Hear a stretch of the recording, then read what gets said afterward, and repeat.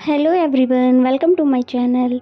मैं आपके लिए एक नया ड्रामा लेकर आई हूँ जो कि बहुत ही ज़्यादा इंटरेस्टिंग है। तो बिना टाइम गवाए हम शुरू करते हैं। एपिसोड 1 ड्रामे के स्टार्टिंग में हमें इस ड्रामा का मेन कैरेक्टर यांग को दिखाया जाता है, जो कि बहुत ही ज़्यादा हैंडसम होता है और साथ ही वो 4 स्टार शेफ भी होता है, जो कि कोई भी कंपटीशन अभी तक नहीं हारा। और वहीं दूसरी तरफ दूसरे शेफ थे जो कि वो भी 4 स्टार शेफ है और उन्हीं का आज यांग के साथ नाइफ कंपटीशन होने वाला है।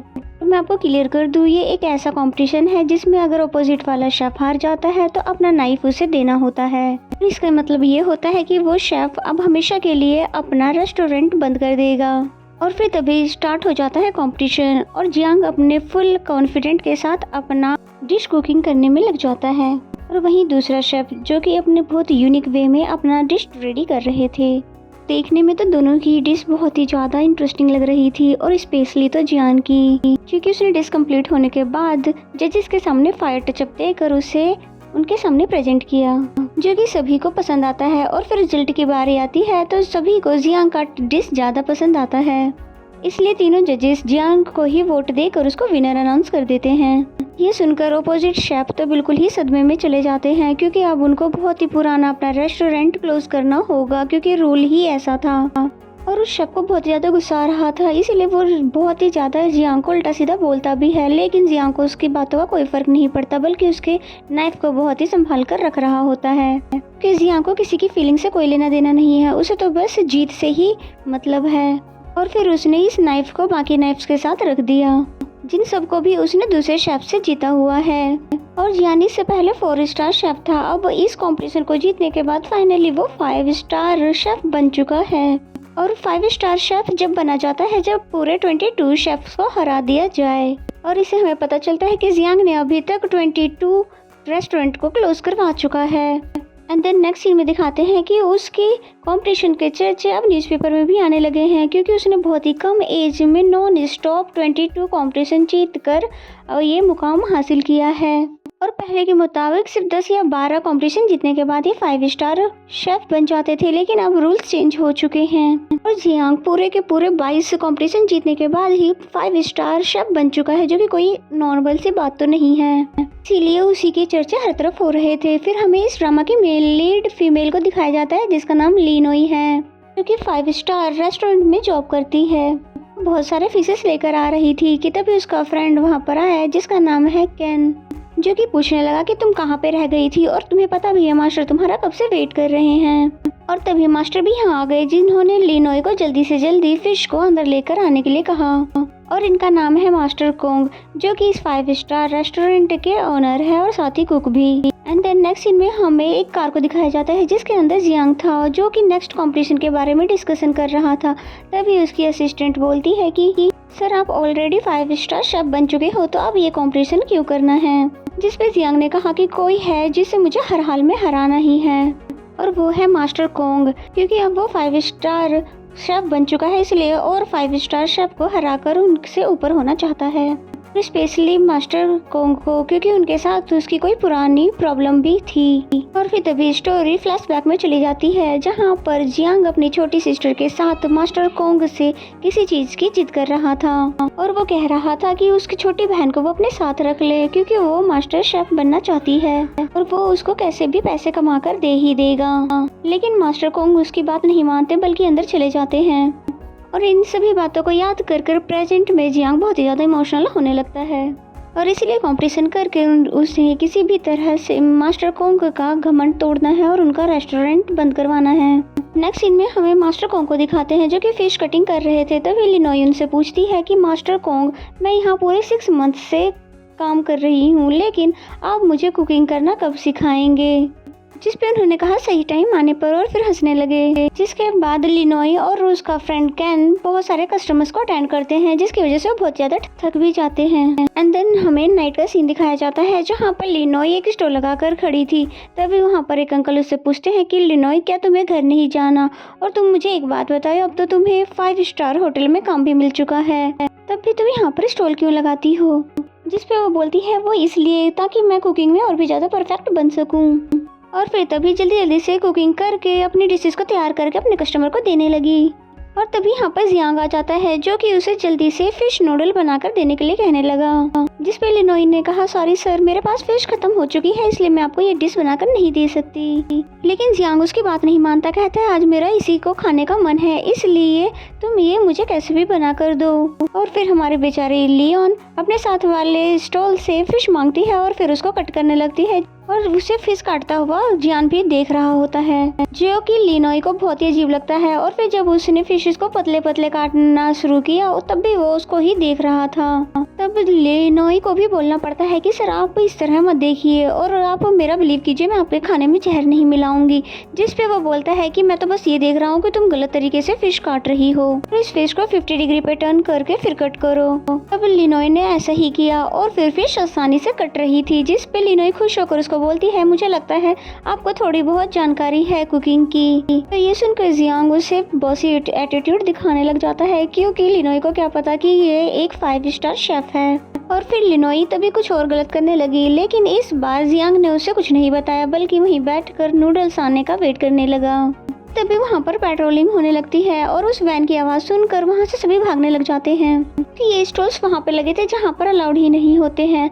और फिर तभी जियांग बोलता है पर मेरे नूडल्स का क्या, जिस पे वो कहती है कि मैं तुम्हें नेक्स्ट टाइम बनाकर खिला दूंगी। फिर तभी वहाँ से अपना स्टॉल लेकर 9-11 हो जाती है, जिसको जियांग बस खड़ा होकर देखता ही रह जाता है कि तभी थोड़ी देर बाद जियांग जब वापस जा रहा था कि तभी लिनोई उसको दोबारा से मिल जाती है। जिस पे लिनोई उसको कहती है कि अरे वाह तुम तो दोबारा से मिल गए, अगर तुम कहोगे तो मैं अभी तुम्हारे लिए नूडल्स रेडी करके दे दूंगी। लेकिन जियान ने मना करके उसे इग्नोर करके आगे जाने लगा। जिस पे लिनोई ने उसे सॉरी बोला, ये बोलकर कि अगर वो आज यहाँ से नहीं जाती तो आगे से वो कभी भी स्टॉल को लगा नहीं पाती। तो फिर फाइनली जियांग भी रुक जाता है, जिसके लिए लिनोई ने जल्दी जल्दी से नूडल्स बनाने शुरू कर दिए। और फिर क्या था, जियांग ने दोबारा से उन सभी चीज़ों को देखना शुरू कर दिया कि कैसे लिनोई हर एक चीज़ को डालकर नूडल्स को तैयार कर रही है। और फिर जैसे ही नूडल्स तैयार करके वो जियांग को देने ही वाली थी कि तभी वहाँ पर पेट्रोलिंग वैन दोबारा से आ गई और जिसे देखते ही वो नूडल्स को गिरा देती है और फाइनली वो फुल स्पीड में वहाँ से भाग जाती है। और फिर एक बार जियांग बस उसको जाते हुए देखता ही रह जाता है, ये सोचते हुए कि ये लड़की इतनी स्पीड में कहाँ गायब हो जाती है।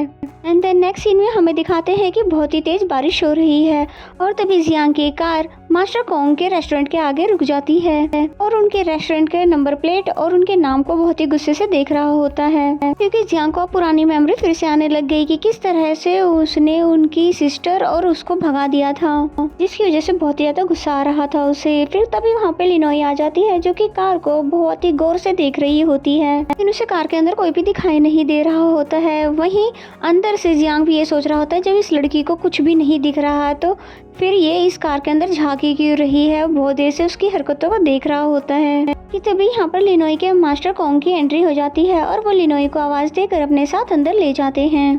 तभी जियांग के असिस्टेंट ने पूछा क्या सर मैं आपके साथ अंदर जा सकती हूँ, जिस पे उसने मना कर दिया क्योंकि उसको अकेले ही मास्टर कोंग से कुछ बात करनी थी। जिसके बाद वो अंदर रेस्टोरेंट में आ जाता है और ये मॉर्निंग में बहुत ही पहले आ गया था, इसीलिए यहाँ पर अभी कस्टमर्स की भीड़ नहीं थी और मास्टर कोंग ने भी उसे पहचान लिया कि ये तो 5 स्टार शेफ है, इसीलिए उसका यहाँ पर वेलकम करते हैं। जियांग ने बताया कि मैं यहाँ पर आपका डिश टेस्ट करने नहीं आया बल्कि मैं आपको यहाँ पर चैलेंज करने आया हूँ।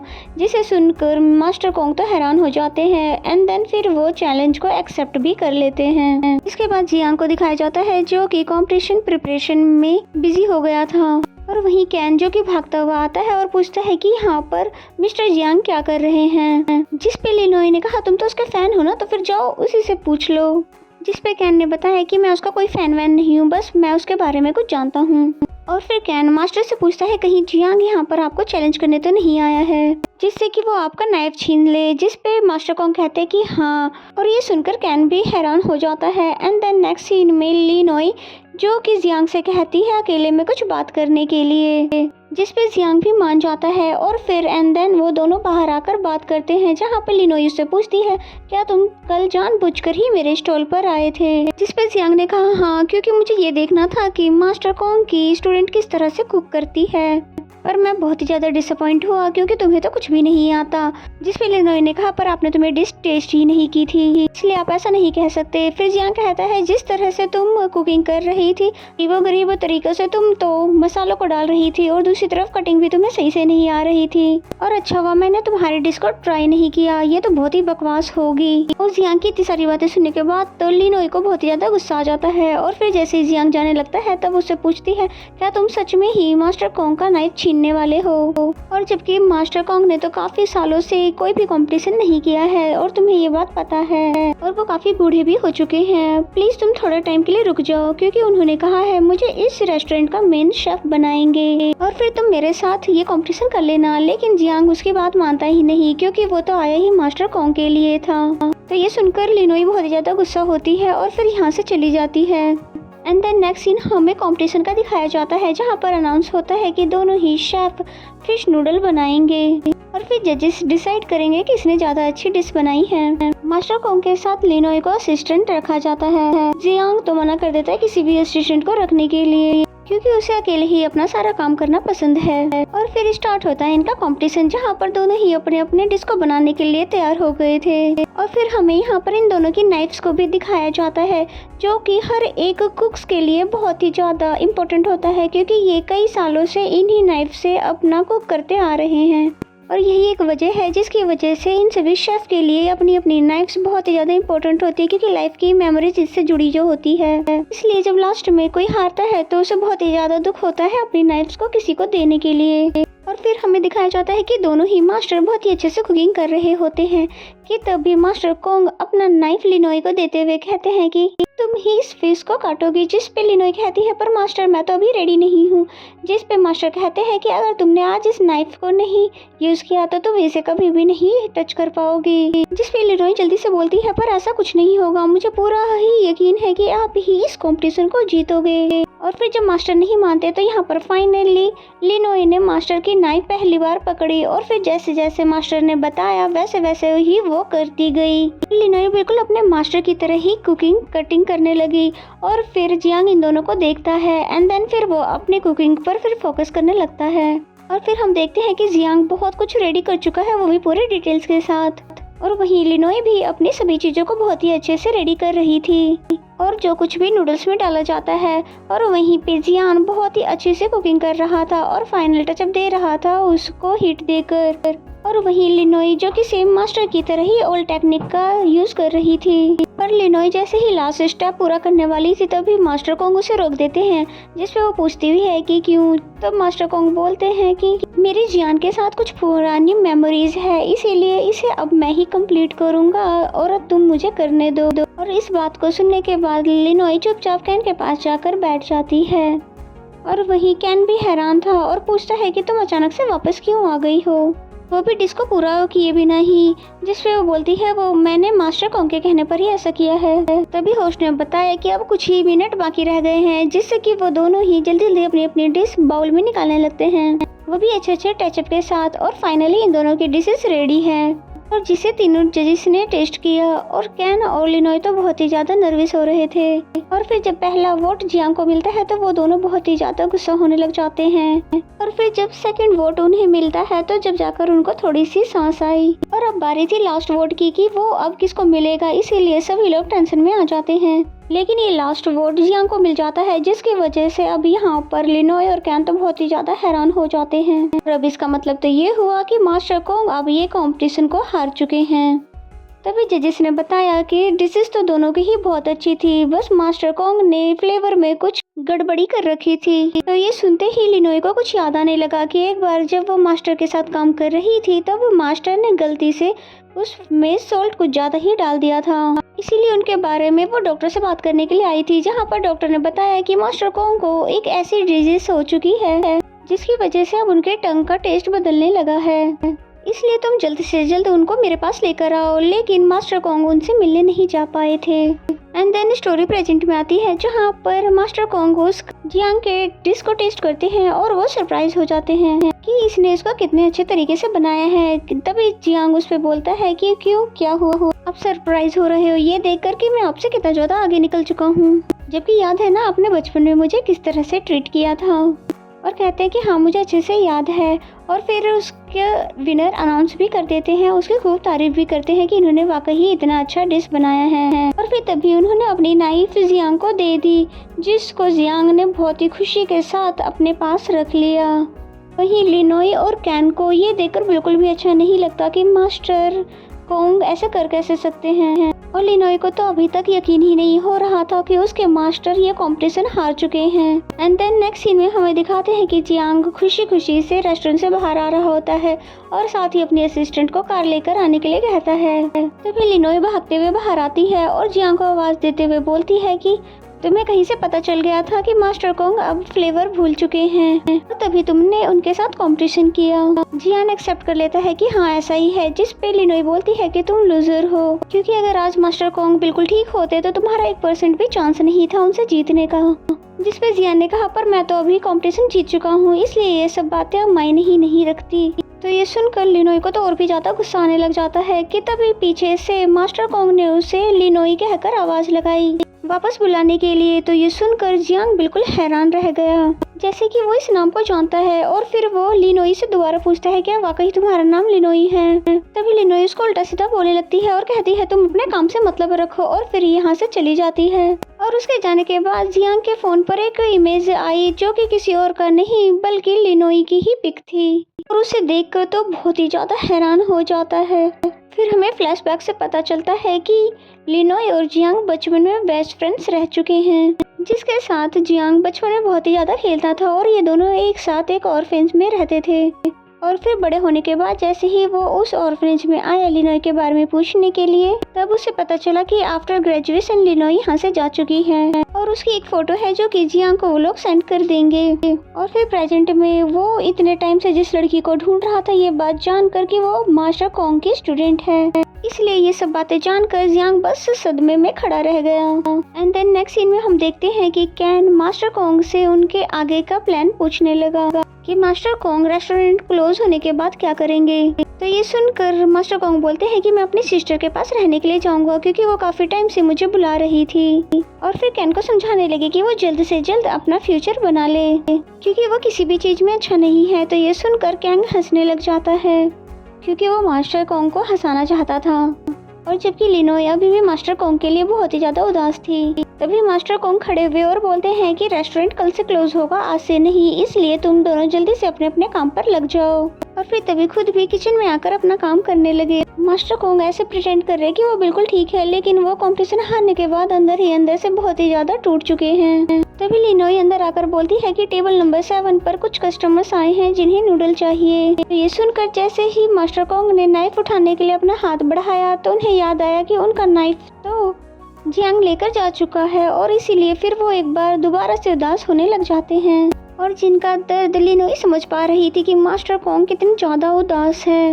एंड देन नेक्स्ट मॉर्निंग का सीन दिखाया जाता है, जहाँ पर रूल के अकॉर्डिंग मास्टर कोंग का रेस्टोरेंट बंद कर दिया गया है, जो कि सन 1822 से था, यानी कि जनरेशन बाय जनरेशन ये रेस्टोरेंट ऐसे ही चलता आ रहा है, और जो कि अब बंद हो चुका है। इसलिए मास्टर कोंग अब बहुत ही ज्यादा उदास होने लगे। तभी फिर कैन भी उनको बाय बोलकर वहाँ से जाने लग जाता है, लेकिन लिनोई बोलती है मैं आपके साथ ही रहूंगी। एंड देन नेक्स्ट सीन में दिखाते हैं कि ये दोनों रास्ते पे जब चल रहे थे तभी वो एक स्टॉल वाले की हेल्प करवाते हैं उसकी गाड़ी को आगे धकेलने के लिए। तभी लिनोई को अपनी भी मेमोरीज याद आने लगी। ठीक इसी तरह से मास्टर कोंग ने एक बार मेरी भी हेल्प करी थी, जब वो मुझे मना रहे थे कि मैं उनका रेस्टोरेंट ज्वाइन कर लूं, लेकिन मैं तैयार नहीं थी, जिस पे वो बोलते हैं कि मैं तुम्हें ज्यादा पेमेंट दूंगा, लेकिन मैं तब भी नहीं मान रही थी, क्योंकि मुझे लगता था कि शायद इनके पास इतने पैसे नहीं होंगे। लेकिन मिस्टर कोंग ने तब भी मेरे लिए इस ऑफर को एंड नहीं किया। और फिर स्टोरी प्रेजेंट बनाती है, जहाँ पर लिनोई उनसे पूछने लगी कि आपकी और जियांग के बीच में आखिर क्या स्टोरी है, जिसकी वजह से आज आपने डिश अच्छे से नहीं बनाई, और यहाँ तक कि आपने मुझे लास्ट स्टेप भी पूरा नहीं करने दिया। लेकिन वो लिनोई को कुछ भी नहीं बताते, बल्कि बोलते हैं कि तुम मेरी फिक्र मत करो, बस अपने फ्यूचर पर ध्यान दो। जिस पे लिनोई ने कहा कि मुझे पता है आप अपने दर्द को छुपा रहे हो, क्योंकि आपको रेस्टोरेंट बंद होने के और आपके नाइफ के चले जाने का बहुत ही ज्यादा दुख हो रहा है, इसलिए मैं आपको प्रॉमिस करती हूँ कि मैं आपका नाइफ आपको वापस लाकर ही दूंगी, फिर चाहे मुझे उस जियांग को कैसे भी करके उसे सबक सिखाना क्यों न पड़े।